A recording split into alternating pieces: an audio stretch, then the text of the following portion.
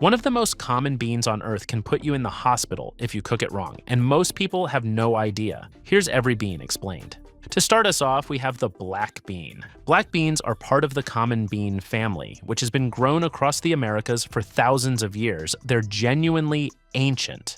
They're shiny and dark on the outside, but slice one open and the inside is a creamy pale color, which catches a lot of people off guard. The deeper secret most people skip is that the common bean was actually domesticated independently in two totally different places. Once in Mesoamerica and once in South America, like two ancient civilizations, both stumbled onto the same bean by accident. They're packed with protein and fiber. They've got an almost meaty bite. And in Cuba, Brazil, and Mexico, they aren't a side dish at all. They're the main event. This next one can actually hurt you, the kidney bean. The kidney bean is named for its shape, curved and thick like a human kidney, and it's the bean you picture in a bowl of chili. But raw or undercooked kidney beans can actually cause poisoning. As few as 4 or 5 raw beans can leave you doubled over with symptoms within a few hours. Here's the part that catches people off guard. Throwing dry kidney beans straight into a slow cooker is not safe, because it may never get hot enough to break down the toxin. It just simmers along at the perfect temperature to leave it intact. The fix is simple. Boil them vigorously for at least 30 minutes, and they're safe when properly cooked. In Jamaica, kidney beans get simmered in coconut milk for a dish called rice and peas, a beloved part of the local food culture. One of the most commonly eaten beans in the US, the pinto bean. Pinto means painted in Spanish, and the raw beans really do look painted, tan with reddish-brown streaks splattered all over them. Cook them, and those markings vanish into a solid pinkish brown. Pintos are a strong contender for America's favorite bean, and they're the bean mashed up inside most refried beans. And here's a fun bit of translation trivia. The Spanish name frijoles, refritos, actually means well-fried. But in English, it became refried, which makes it sound like the beans get fried twice, even though that's not really what the name was getting at. Pintos grow great in dry heat, turn soft and creamy, and soak up spices better than almost any bean out there. But pintos are nothing compared to what's hiding in our next bean. A bean that used to be loaded with actual poison, the lima bean. The lima bean is named after Lima, the capital of Peru, where it's been grown for thousands of years. Kids treat it as the most hated thing on the dinner plate, but that's only because it used to get boiled plain with zero seasoning. Done right, it's buttery, smooth, and rich. Now for the scary part, wild lima beans contain linamarin, a compound that can release cyanide if the beans are raw or undercooked, enough to seriously hurt you. So here's the twist. Every lima bean you've ever eaten is the product of generations of farmers slowly breeding that danger out, picking the plants with less and less of it, until what's left on supermarket shelves today is the safe, mild version of what used to be a genuinely risky plant. Lima isn't the only bean here that needed a little taming. That brings us to the next bean, the cannellini bean. The cannellini is basically a white kidney bean, bigger and smoother, and it carries some of that same toxin, so it needs a proper boil too. It's the darling of Italian cooking, especially in Tuscany, where people have been nicknamed the bean eaters for centuries because they put cannellini in everything. It holds its shape better than smaller white beans, so it's perfect in soups and salads where you want the bean to stay whole. A classic, simple way to serve it is just good olive oil, salt, and fresh herbs. Nothing fancy needed. Creamy inside, slightly firm skin, and no meat needed anywhere. And now, possibly, the prettiest bean alive. The cranberry bean. The cranberry bean might be the prettiest bean alive. Creamy white with bright pink and red streaks swirled across the whole surface, like it was painted by hand. But all that gorgeous color vanishes the second it hits hot water, fading down to a plain brown. It started out in Colombia, where it was called the Cargamanto bean, then sailed to Europe, where Italians fell in love with it and gave it their own name, the Borlotti. Same bean, just a passport stamp away. It's got a rich, nutty, almost chestnut flavor that runs deeper than most beans, which is why it's the star of thick Italian and Portuguese soups and stews. This next one has a dark history. The fava bean. Fava beans are some of the oldest farmed plants on Earth, grown around the Mediterranean for at least 10,000 years.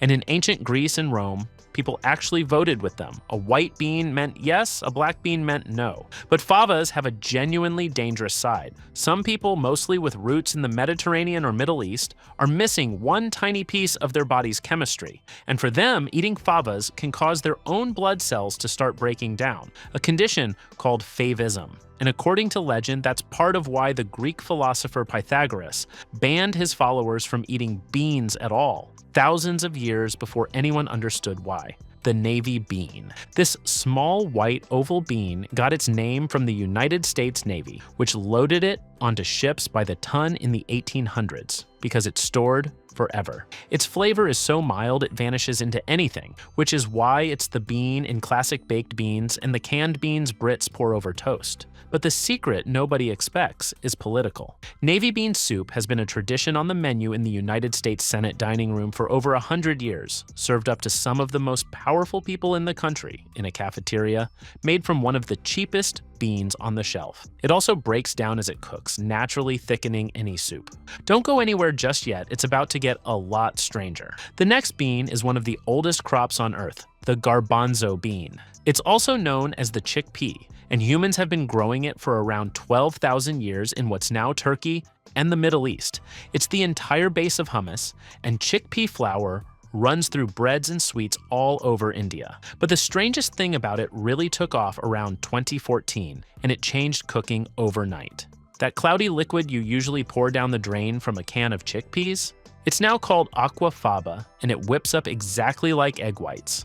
So vegan bakers started using bean water to make meringue. There are even two main kinds, the big pale kabuli, most of us picture, and the small dark desi that's actually more common worldwide. This next one is technically a bean, not a pea, the black-eyed pea. Despite the name, this is a bean, a type of cowpea, with one dark spot on its side that looks just like a little eye staring back at you.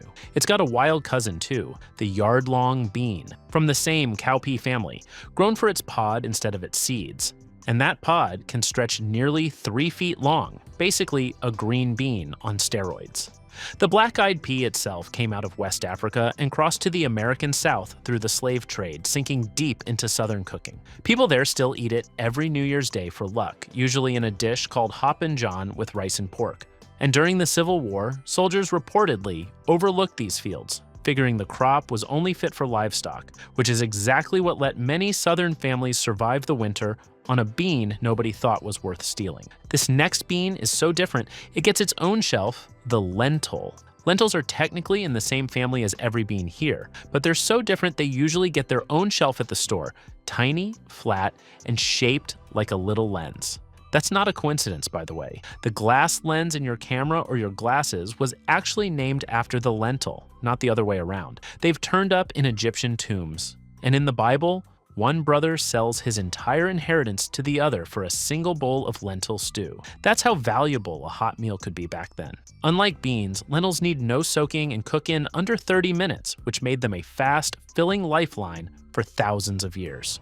Red lentils melt into a smooth, thick base for soups, while green and black ones hold their shape. Our next bean has the opposite problem. You've definitely eaten it and had no idea. This one is hiding in your takeout, the mung bean.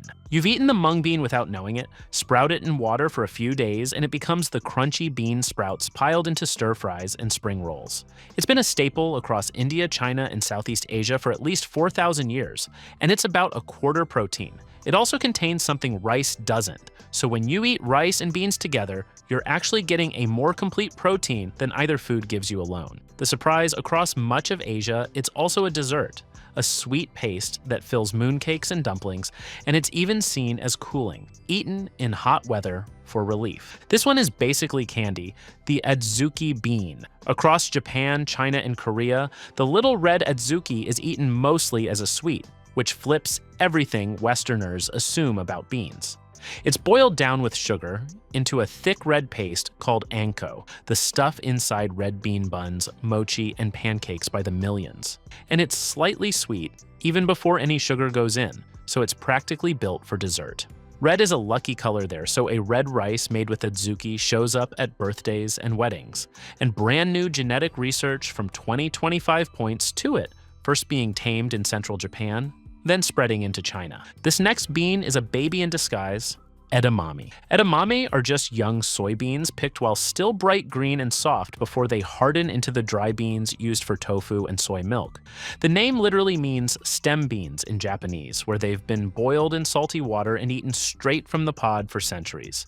They blew up in America through Japanese restaurants handing them out as a free appetizer. What really matters is the protein. Edamame contains every single building block your body needs to make its own protein, all 9 of them, which almost no other plant food can claim. Firm, slightly sweet, and basically a snack with a free nutrition upgrade. This one might just be the most useful plant alive. The winged bean. The winged bean earned the nickname a supermarket on a single stalk because there's basically no part of it you can't eat. Pods, leaves, flowers, seeds, even the underground roots.